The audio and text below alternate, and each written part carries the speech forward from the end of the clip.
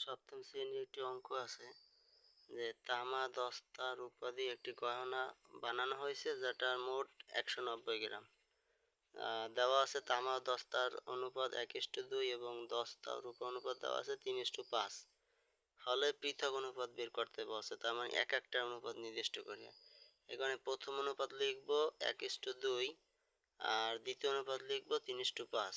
এখন এখানে 1:2 এটার আলাদা মান বের করার জন্য লিখতে হবে এভাবে, এটা প্রথম অনুপাত দেখিয়া প্রথম অনুপাতের সাথে দ্বিতীয় অনুপাতের এই যে প্রথম সংখ্যাটা গুণ হবে, অর্থাৎ আছে 3, এই 3 গুণ হবে। তাহলে এটার দুইটার সাথে, একের সাথে গুণ 3:2 এর সাথে গুণ 3, তাহলে হয় কত 3 অক্ষে 3 আর 3 দুগুণে 6। দ্বিতীয় অনুপাত যখন করব তখন আবার দ্বিতীয় অনুপাত দেখিয়া প্রথম অনুপাতের দ্বিতীয় সংখ্যা গুণ হবে এইখানে দুইটার সাথে, 3-এর সাথেও এবং 5-এর সাথেও। তাহলে 3 × 2 = 5 × 2, তাহলে হয় কত 6:10। তা এখন তামা দস্তা রূপা অনুপাত নির্ণয় করার জন্য এখানে আছে 3 নেব 3, এখানে আছে 6, এখানেও আছে 6, দুইটা 6 থেকে একটা আসবে আর আছে 10, এই আসবে 10। তাহলে এই তিনটে অনুপাত, এই তিনটে।